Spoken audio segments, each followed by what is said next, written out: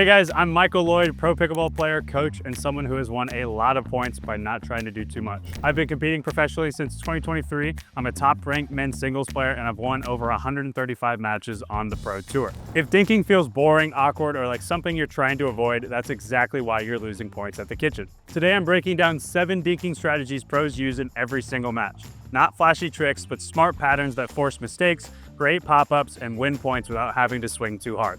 Why dinking matters. Here's the part beginners hate hearing. Most pickleball points are won without attacking. At higher levels, speed-ups are earned, not random. Points end because someone dinks badly. Patience beats power. If your dinking is shaky, you attack too early, you pop balls up, and you get sped up on and lose hand spotters. Fix your dinking and suddenly the game slows down, you see more openings earlier, and your opponents feel pressure to do something dumb. Strategy number 1, cross court is home base. This is key for a number of reasons.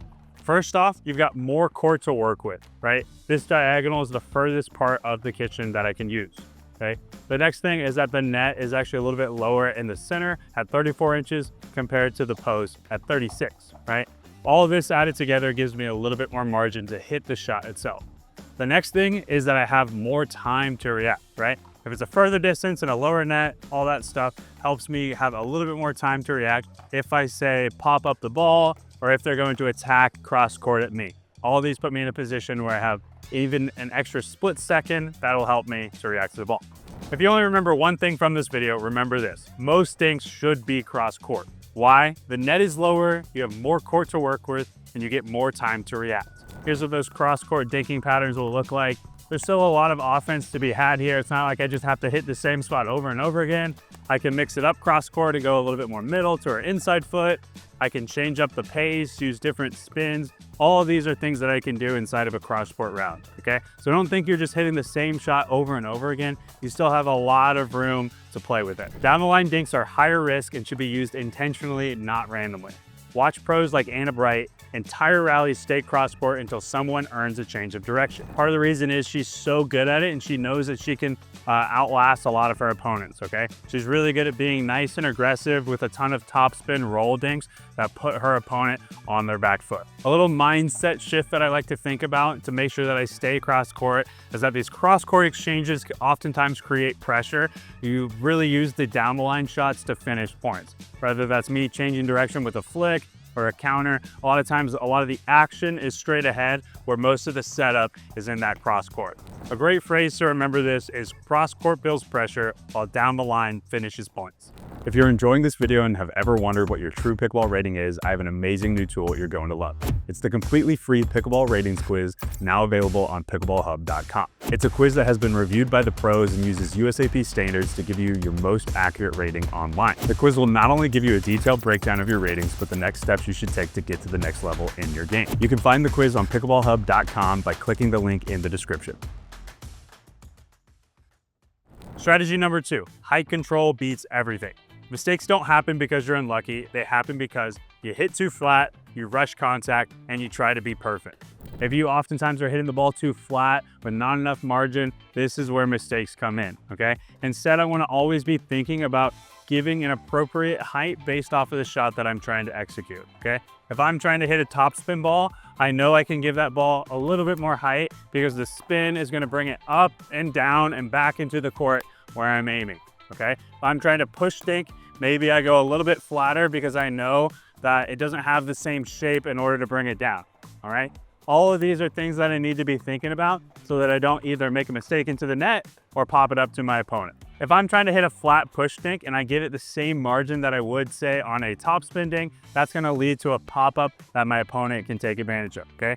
So if I'm hitting a flat dink and then all of a sudden I try to push it the same way I would a topspin, I'm gonna give her a flick, a roll, or something that she can speed up at me or my opponent. On the flip side of that, if I'm trying to hit a topspin dink with the same margin as a push dink, I'm gonna be flirting with the net way too often, right? So maybe the first couple I hit perfect, like razor thin over the net on these topspin dinks, but a lot of times I'll end up pushing that into the net and just making a mistake, ending the point on my own. A great pro tip is to aim higher than you think you need to, especially early in the rally. A dink that clears the net by 12 inches and lands short in the kitchen is elite. As long as your ball doesn't bounce up near net level, it remains unattackable. A dink that kisses the tape is a highlight or an error. Remember, margin is confidence. You don't need to hit a perfect dink. If I give myself maybe 12 inches over the net on a ball and can keep it pretty shallow in the kitchen, this is gonna be plenty unattackable, right? I don't need everything being perfect, okay? I've got a topspin dink that's landing nice and shallow. I'm hitting it a foot, maybe even a little bit higher over the net, and I'm keeping this ball nice and low. She's not able to do anything off of this, and I still have tons of margin, okay? I'm not flirting with the net at all on any of these. If I hit a couple of perfect dinks or I hit maybe a tape shot that wins me the point, this is more of an accident, okay?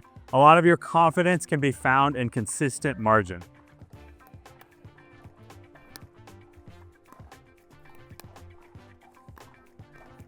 I'm gonna think about shots that you could hit 20 times over and over again with tons of pressure. Strategy number 3, move your opponent before you attack. Beginners dink to survive while pros dink to move people. Your goal is to push opponents wide, force them to reach or lean, and make them hit from uncomfortable positions.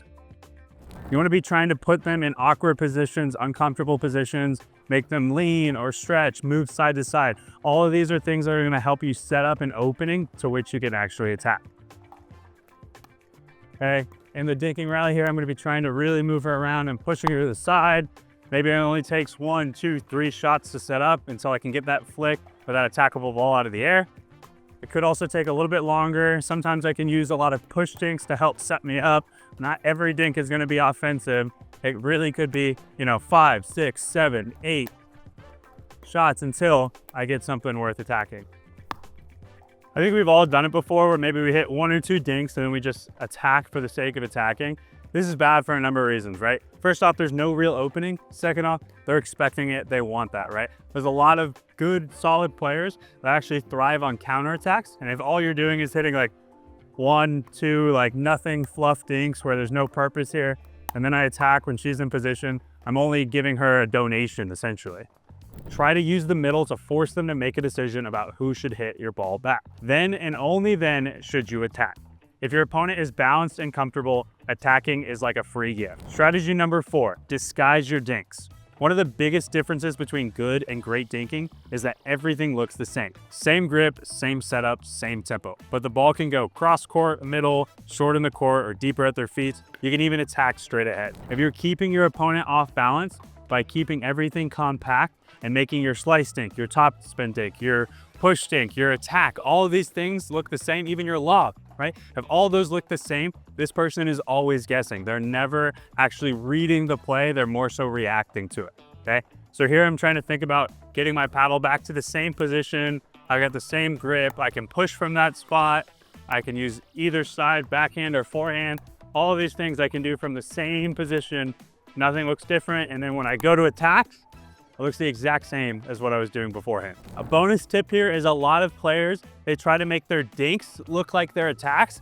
I would rather have my attack look like my dink, right? A lot of times our dinks are simpler, less complex motions. So I'd rather the attack emulate that than me forcing myself to do something super complex every time, right? If your speed up looks like this, where your shoulder and your paddle get raised up nice and high, and all of a sudden you're trying to do that on every single dink, not only do you look a little funny, but this is really hard for me to replicate over and over again versus me just having to be nice and simple with the dink that I showed you first. You also aren't just disguising like the difference between a dink and say a speed up, or the difference in the slice versus the push dink. You're also disguising like the depth, right? All of this looks the same. I'm pushing her to different spots. None of it's changing. Instead, I'm using that same setup over and over again. Here we go. I can push her deep. I can come here, maybe it's a little bit shorter. All of these I want to be as similar as possible. Another thing to think about here is trying to make sure that I'm making contact from the same point over and over again. I see a lot of people, they'll use this dink from one spot and then it looks really different when it's all the way outside of you, okay? In order for this to all look the same, we need really good footwork, right? A ball that I could be really lazy to out here, instead I'm gonna force myself to get in the same exact spot if the ball had just came right to me, and that's gonna make sure everything stays disguised, okay? So we'll look at that. I'm really trying to get my feet in the same spot, even if the ball pushes me a little wider. Maybe I take some balls out of the air if I can, so I don't have to move as much. But all of this looks the same because of the footwork, right? It's not just the paddle position itself, it's what I'm doing with my body to make it all look identical. Pros don't telegraph direction. Watch Annalie Waters. Her paddle prep never changes, but defenders are always guessing. If your shoulder gives it away, you're predictable. Strategy number 5, use the middle on purpose. The middle isn't just for speed ups. Instead, middle dinks are able to create confusion, freeze both players, and force late decisions. These are going to be especially effective when both players are shaded wide, or you see that their communication is shaky, or even when one player favors forehand too aggressively and takes too much court.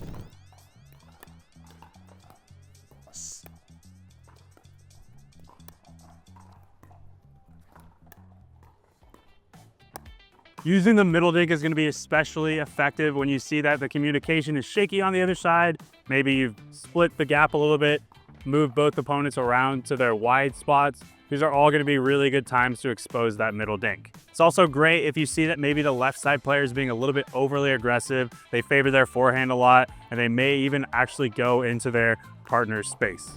The middle is a neutral territory. Use it to reset and get back on balance or take advantage of the point. Strategy number 6, attack only off the right ball. Let's define the green light. You can attack when the ball is at or above net height, the ball is in front of your body, you're balanced and in control, or you've chosen a specific spot to go to. Let's define what the right ball to attack is, okay? Really want to make sure that I get a ball that's bouncing maybe above the height of the net. This is a really good cue for me to look to attack that. If it's somewhere down here below, that's going to be really hard for me to get up and over and do something offensively, okay? Another thing that I want to think about is that that ball is in front of me, okay? I don't want it to be to the side or even pushing me back. These are all really hard to execute under pressure and hit something offensive on. The next visual that I'm looking for on an attackable ball is actually me, myself. Am I balanced when I'm hitting? I could have the first couple of things be true, but if I'm leaning or off balance, it's going to be really difficult for me, okay? Instead, I want to make sure that I myself am behind the ball, I'm balanced, I've got my feet underneath me so that I am in a good offensive position, all right? The last thing is not something that you can really look for, but it's something more about the mindset itself, and that is that I have a plan, okay? That I've actually got an idea of where I want to attack. Everything could be set up perfectly, and I just want to attack, and that's not going to really do me any good, okay? Instead, I need to have a plan. I need to know either my favorite spots to attack, or I need to know my opponent's weaknesses, okay? I really want to make sure that those kind of line up together, right? If I like to attack down the line and she's got a weak backhand, then everything's golden, and that's a good cue for me to attack. I'll be looking for these same cues if I'm attacking a ball off the bounce or if I'm attacking a ball out of the air. So all these are going to apply to those shots.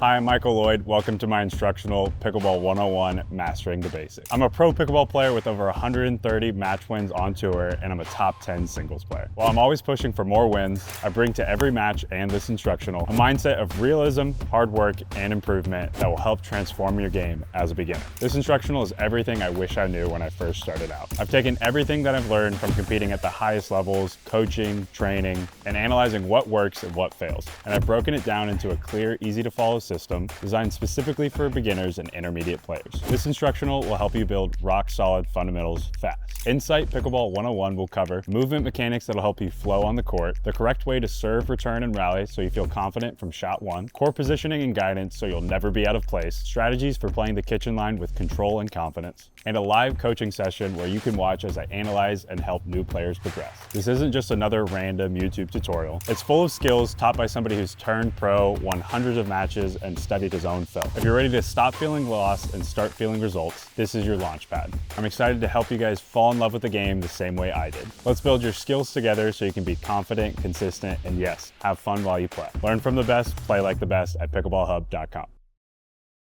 If you're reaching, leaning, or hitting up on the ball, don't attack. Pros always wait for a slightly high dink, opponents recovering late, or some sort of confusion in the middle. The other thing is I'm not just paying attention to the ball itself, I'm also paying attention to my opponent, okay?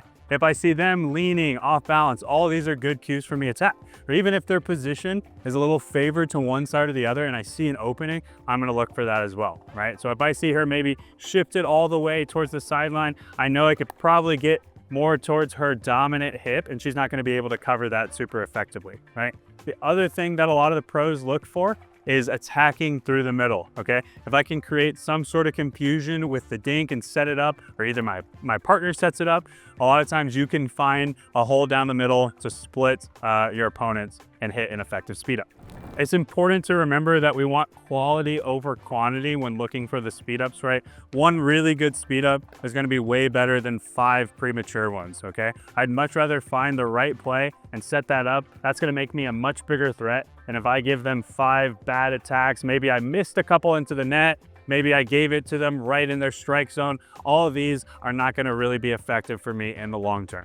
All of these are good cues for me to look for an attack. One good attack beats 5 mediocre ones every time. Strategy number 7, be willing to dink longer than anyone. This is the hardest one mentally. Pros are comfortable hitting 20, 30, 40 balls in a dinking rally, not because they're passive, but because they trust pressure to break people. Most points end because someone gets impatient, they force a bad speed up, or they miss by trying to be too perfect. If you can outwit your opponent, you can win for free. Another mistake that I see people making in the dinking rally is they're trying to be too perfect with it. They don't trust their good, solid, regular dink. Instead, they try to make it better and better and better as the rally goes on, okay? The pressure is not coming from your dink getting all of a sudden like higher quality as the rally goes on. It's from the pressure adding up with each and every dink that you've made your opponent hit on the other side of it, okay? Here's what that'll look like. I'm really just trusting my dink. I want to be able to hit that same ball again over and over and over again, okay? I'll mix up some different spots. I don't want them to get into too much of a rhythm, but I also want to make sure that I'm not doing anything too crazy on my side of things as well, okay? What can I do that I can consistently make over and over again?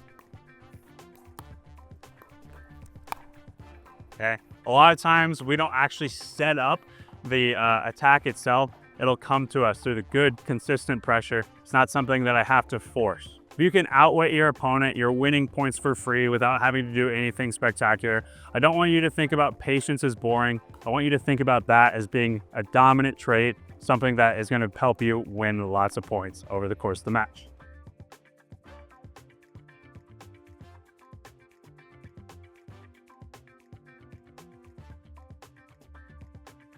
Here's some common beginner dinking mistakes. Trying to win the point too early, aiming dinks too low over the net, trying to be perfect, changing direction out of panic, standing too tall at the kitchen line, forgetting that you're allowed to reset and keep the ball in front of you, speeding up cross court or without choosing a spot, or trying to dink cross court when under pressure or off balance. Fix these and the level of your kitchen game skyrockets. So be honest, which dinking mistake are you making the most right now? Drop it in the comments. And if you want to know exactly when and how to speed up balls, check out the next video on your screen. That decision alone wins or loses matches. I'll see you there.